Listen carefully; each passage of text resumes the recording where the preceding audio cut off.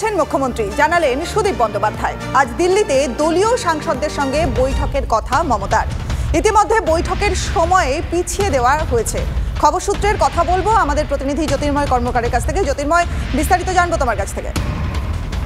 দেখো, গত 48 ঘন্টা ধরে একটি অনিশ্চয়তার বাতাবরণ ছিল। তার কারণ ইতিমধ্যেই ইন্ডিয়া জোটের অন্তর্গত 5 রাজ্যের মুখ্যমন্ত্রী তারা নীতি আয়োগের বৈঠক বয়কটের কথা ঘোষণা করে জানিয়ে দিয়েছে। ফলত মুখ্যমন্ত্রী মমতা বন্দ্যোপাধ্যায় নীতি আয়োগের বৈঠকে যোগ দেবেন কিনা তা নিয়ে একটি অনিশ্চয়তা রয়েছে, এবং তিনি দিল্লি আসবেন কিনা তা নিয়েও অনিশ্চয়তা ছিল। গতকাল তার দিল্লি আসার কথা ছিল, কিন্তু গতকাল তিনি আসেননি। আজ তিনি আসবেন কিনা তা নিয়ে সকাল থেকেই একটা অনিশ্চয়তা ছিল। এই মুহূর্তে আমরা যে খবর পাচ্ছি, দুপুর 12:30-1টা নাগাদ তিনি দিল্লির উদ্দেশ্যে রওনা হতে পারেন, এবং তার পরবর্তী ক্ষেত্রে দুপুর 3টের সময় দলীয় সাংসদদের সঙ্গে দিল্লির চাণক্যপুরী বঙ্গভবনে তার একটি বৈঠক হওয়ার কথা ছিল। সেই বৈঠক আপাতভাবে যে খবর আমাদের কাছে আসছে, 3টের পরিবর্তে বিকেল 4:30 থেকে 5টার মধ্যে হওয়ার সম্ভাবনা রয়েছে। কিন্তু যেদিকে আমাদের নজর থাকছে, আগামীকালের নীতি আয়োগের বৈঠকে মুখ্যমন্ত্রী মমতা বন্দ্যোপাধ্যায় আদৌ যোগ দেবেন কিনা তা নিয়ে কিন্তু এখনো প্রশ্নচিহ্ন রয়ে গিয়েছে। সেই বিষয় নিয়ে এখনো অবস্থান স্পষ্ট করেননি মমতা বন্দ্যোপাধ্যায়।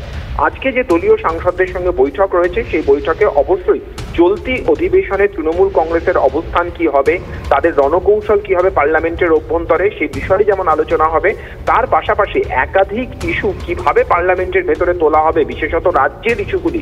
যখন বাজেটে বঞ্চনার প্রসঙ্গ এই মুহূর্তে তৃণমূল কংগ্রেস হাতিয়ার করছে, তখন সংসদের অভ্যন্তরে বিষয়টিকে কিভাবে তুলে ধরা যায় তার রণকৌশল বেঁধে দেবেন মমতা বন্দ্যোপাধ্যায়।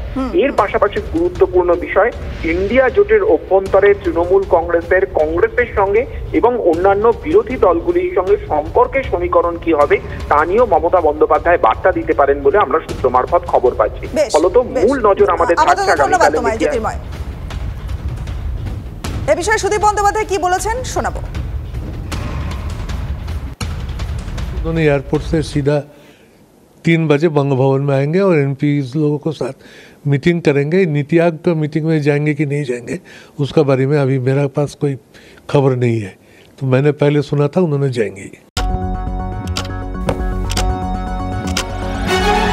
রাজনীতি শুধুই কি রাজার নীতি? রাজা উজিরের চোখে নয়, আপনার আমার চোখে সমাজের ছবি। কঠিন কথা সহজভাবে না বললেই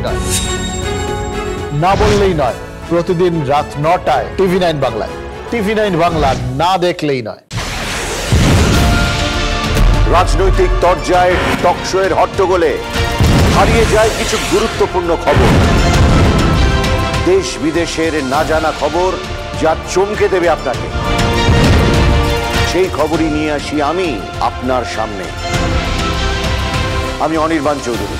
দেখুন স্ট্রেট কাট, সোম থেকে শনি রাত 10টায় TV9 বাংলায়।